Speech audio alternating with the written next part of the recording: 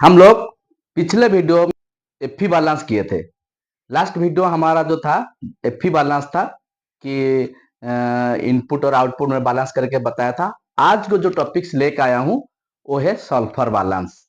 तो sulphur balance करना बहुत ही इम्पोर्टेंट है, क्योंकि आप सल्फर बैलेंस नहीं करेंगे तो आपकी पता नहीं चलेगा कि कैसे सल्फर कंट्रोल किया जाए। तो इसीलिए सल्फर को बैलेंस करना जरूरी है, और मेनली सल्फर को कैसे कंट्रोल करेंगे उसके बारे में भी जानना जरूरी है, और क्या क्या सोर्स है सल्फर आने की, और कैसे हम लोग क्या मेथड है हम जो यूज करेंगे कि सल्फर को रिमूव करने के लिए। तो ये चीज हम लोग को आज डिस्कशन करेंगे, सल्फर बैलेंस करेंगे कि आपको सबको पता है कि इनपुट इक्वल टू आउटपुट है।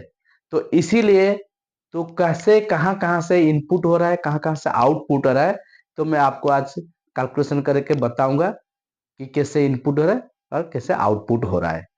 तो मेनली ब्लास्ट फर्नेस में जो है मेनली सोर्स जो है मेनली कोक है। Coke, not Coke, PCI mainly fuel में है सल्फर के इनपुट, और बहुत कम अमाउंट में आता है जो है आईबीआरएम में है, और बाकी कुछ भी अमाउंट बहुत कम है जो फ्लॉक्स में है। तो इसीलिए ये मेन सोर्स है इनपुट रॉ मेटेरियल में, और आउटपुट है सल्फर की तो आपकी आउटपुट हॉट मेटल में, आउटपुट स्लैग में, और कुछ जो डस्ट है, और बहुत कम अमाउंट में जो है वो है अपने गैस में है। जो भी ब्लास्ट फर्नेस से गैस मिलता जाता है एग्जिट गैस में, उसमें भी सल्फर है। तो मेनली चलिए बैलेंस करते हैं कि actually input equal to output है या नहीं है। मेनली ब्लास्ट फर्नेस में सल्फर कंट्रोल करना बहुत जरूरी है। आप स्टील का आप कोई भी जब आपके जो कस्टमर रहता है, तो जैसे आप हॉट मेटल जहां जिसको सप्लाई करते हैं उसका पहला डिमांड रहता है कि sulphur, quality of the hot metal का क्वालिटी चाहिए, और क्वालिटी में मेन चीज सल्फर कितना होना चाहिए। तो आप प्रोडक्शन करेंगे और क्वालिटी मेंटेन नहीं करेंगे तो फिर प्रोडक्शन करके कोई फायदा नहीं है। तो इसीलिए मेन जो है स्टील हो या डीआईपी हो, तो ये सबके लिए सल्फर बहुत हार्मफुल है। तो इसीलिए ब्लास्ट फर्नेस का ये फीलफुल रहेगा कि आप कैसे सल्फर कंट्रोल करना है, क्या क्या मेथड है, कैसे कैसे मैनेजिंग करेंगे सल्फर। तो मेनली सल्फर का सोर्स है, बिहेवियर ऑफ फर्नेस है, मेथड यूज टू रिमूव, क्या क्या मेथड है आप यूज करेंगे कि सल्फर को कंट्रोल करेंगे। तो ये ब्लास्ट फर्नेस का जिम्मेदारी है कि सल्फर कंट्रोल करके देना है, क्योंकि सल्फर आप जीरो नहीं कर सकते, क्योंकि हर रॉ मेटेरियल में सल्फर है। तो कंट्रोल करने के लिए सबसे पहला इंपॉर्टेंट है जो इनपुट सल्फर को कम करे, और जितना इनपुट कम रहेगा तो आउटपुट सल्फर उतना ही कम रहेगा। ठीक है, जितना भी इनपुट हुआ उसको कैसे कम करेंगे, क्या क्या मेथड यूज करेंगे, ये जानना जरूरी है। जैसे क्या जड़ है सल्फर रिमूवल का, मेन सबसे इंपॉर्टेंट है सल्फर को कंट्रोल करने के लिए वो है स्लैग। स्लैग में जो कैल्शियम ऑक्साइड रहता है ये बहुत उसका जड़ है उसको रिमूव करने के लिए। तो मेनली सीओ जो है, तो वो कैसे रिएक्शन करता है, कैसे एफईएस से सीएस बनता है, मैंने वो कल ये केमिकल रिएक्शन किया हूँ, आप जाकर देख सकते हैं। प्राइमरी सोर्स जो है वो कोक से है, नॉट कोक से है, पीसीआई सल्फर डाइऑक्साइड है, और हाइड्रोजन सल्फाइड है, तो H2S। तो ये मेनली गैस में जाता है, और बाकी मेन सल्फर जो है रिमूव होता है वो है स्लैग में जाता है, और मेटल में बहुत कम है, डिपेंड करता है कि ऑपरेशन ऊपर में, फर्नेस की बिहेवियर ऊपर में। तो सल्फर काउंटर करने के लिए तो आइडियली फर्नेस सल्फर में जो है 0.03 035 04 तक सही है। तो उसे ज़्यादा रहेगा तो फर्नेस में बिहेवियर सही नहीं रहेगा, और डिपेंड करता है फर्नेस की ऑपरेटिंग पैरामीटर ऊपर में सल्फर की, तो कम ज़्यादा होते रहेगा। तो इसीलिए मेनली आइडियल में मैंने सल्फर 0.03 लिया हूँ। तो ये डिसल्फाइजेशन और भी बहुत तरीका आ गया है कि आप सल्फर को रिमूव करने के लिए आप मैग्नीशियम इंजेक्शन कर सकते हैं, तो वो भी रिमूव कर सकते हैं, यूज करके सल्फर भी आप कम कर सकते हैं।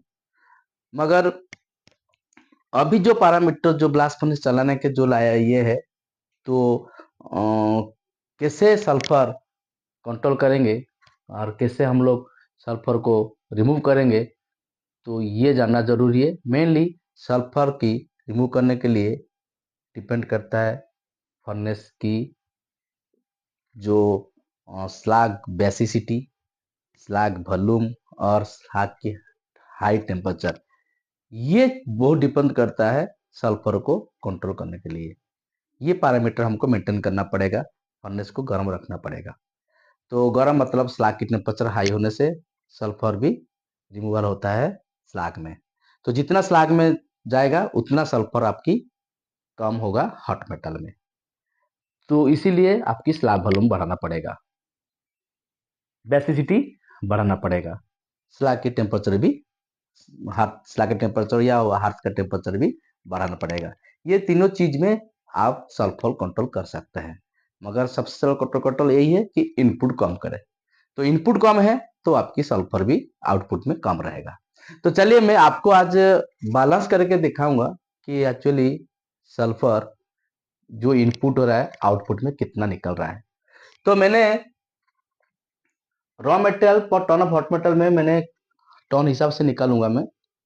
तो आप डे वाइज भी लेके कर सकते हैं कि टोटल डे का प्रोडक्शन लेके, टोटल डे का रॉ मटेरियल कंजप्शन लेके, तो आप उसे भी निकाल सकते हैं। मगर मैं टन हिसाब से निकालूंगा कि आपकी और इनपुट सल्फर जो है कोक में मैंने 0.5% लिया हूँ, नॉट कोक में 0.5% लिया हूँ, पीसीआई में 0.4% लिया हूँ, आईवीआरएम में 0.05% लिया हूँ, फ्लक्स में 0.02% लिया हूँ, और आउटपुट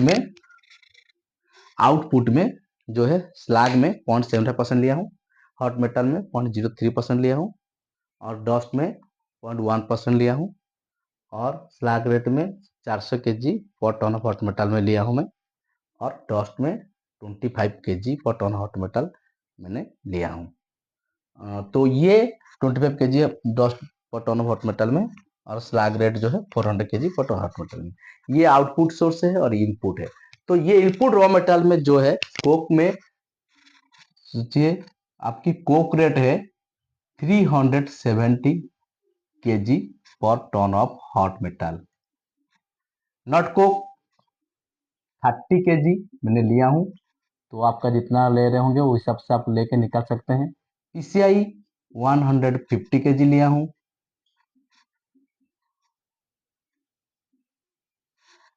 आईबीआरएम स्पेसिफिक कंजम्पशन जो पर टन में लगता है, आईबीआरएम मतलब सिंटर पेलेट्स और सब लेके मैंने 1600 kg लिया हूं जो पर टन में लगता है kg। फ्लक्स में 100 kg लिया हूं। तो कुल मिला के लिया हूं। आप अलग अलग लेके कर सकते हैं, आपका लाइमस्टोन यूज हो रहा है, एक डोलोमाइट हो रहा है, क्वार्टजाइट हो रहा है, जितने में जिसमें जो सल्फर रहेगा आप उसको लेके कर सकते हैं। मैंने कुल मिला के आईबीआरएम में भी आपको अलग अलग ले सकते हैं। ऐसा नहीं कि 1600 kg में आप सिंटर कितना दे रहे हैं, पेलेट कितना दे रहे हैं और कितना दे रहे हैं, वो हिसाब से लेके अलग अलग आप निकालेंगे तो और इजी रहेगा। मैंने ओवरऑल आपको समझाने के लिए मैंने एक ओवरऑल लिया हूं। तो ये आपकी फ्लक्स जो है वो 100 kg है।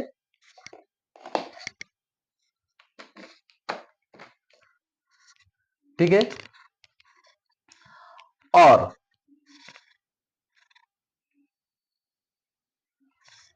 आप क्या करेंगे, कोक कितना ले रहे हैं, सल्फर इन कोक कितने लिए हैं, 370 into 0.5 divided by 100, sulphur in not coke 30 kg लिए हैं, इंटू नॉट कोक में कितना है 0.5 बाई 100, सल्फर इन पीसीआई में 150 इंटू 0.4 बाई 100, आईबीआरएम में सल्फर इन आईबीआरएम कितना लिए हैं 1600 इंटू 0.05 बाई 100 सल्फर इन फ्लॉक्स, ये आपकी कितना है, ये 100 के लिए है, इंटू सल्फर 02 बाई 100, ये आपकी सल्फर। तो अब उसको निकालेंगे तो कितना आएगा,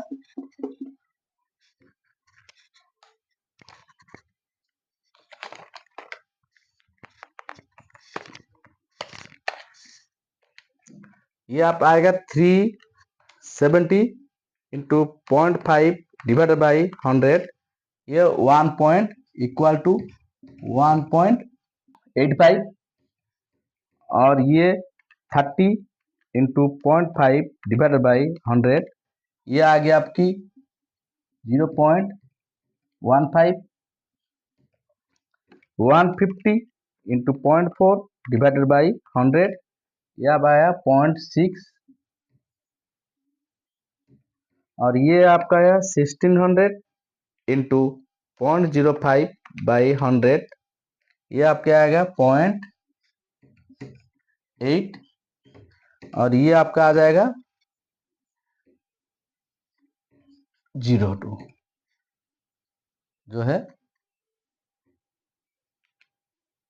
100 इंटू 0.02 बाई 100, 0.02, ये आपकी जो है टोटल कितना हो जाएगा, टोटल हो जाएगा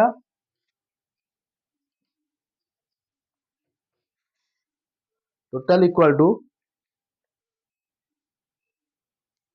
1.85 plus 0.15 plus 0.6 plus 0.8 plus 0.02, 3.42 kg for ton of hot metal, 3.42 kg for ton of hot metal।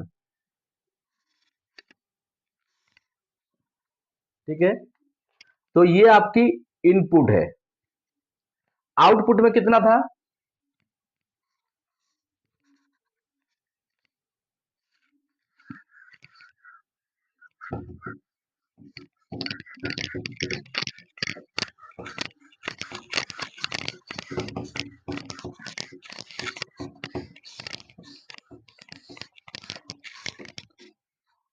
Output में कितना था आपका स्लैग, कितना लिए slag 400 kg sulphur in slag, 400 kg into 0.75 divided by 100, ये आपका आएगा 400 इंटू 0.75 डिवाइड बाई 100, ये आ गया आपकी 3। Sulphur in hot metal 1000 into 0.03 by 100, ये आपका आ जाएगा 1000 into 0.03 by 100, 0.3। Sulphur in dust 25 kg into कितना है 0.1 बाई 100 इक्वल टू, ये आ जाएगा 25 इंटू 0.1 बाई 100, 0.025। टोटल हो गया आउटपुट 3 प्लस 0.3 प्लस 0.025, ये आपकी आ जाएगा 3 प्लस 0.3 प्लस 0.025, ये हो गया 3.325, ये आपकी जो है आउटपुट में, और ये था आपकी इनपुट में है। तो मतलब अभी आप बैलेंस करेंगे, कितना आ रहा है देखिए, 3.325 डिवाइडेड बाई इनपुट कितना था 3.42, निकाले कितना आ रहा है 3.325 डिवाइडेड बाई 3.42, 0.97%। मतलब आप 100 करेंगे तो ये आपकी आएगा 97%। तो मतलब अप्रोक्सीमेटली आपकी 97 हो गया है। तो उसका मतलब क्या है कि बाकी जो रहा, तो क्योंकि इनपुट इक्वल टू आउटपुट होना है, तो ये जो 0.97% हुआ, तो मतलब बाकी जो 3% है तो आपकी ब्लास्ट फर्नेस की गैस में गया है, और इधर उधर थोड़ा बहुत हो सकता है, मगर अप्रोक्सीमेटली हमने निकाल दिया है कि इनपुट इक्वल टू आउटपुट। तो इसी तरह आप सल्फर बैलेंस कर सकते हैं। Okay, thank you.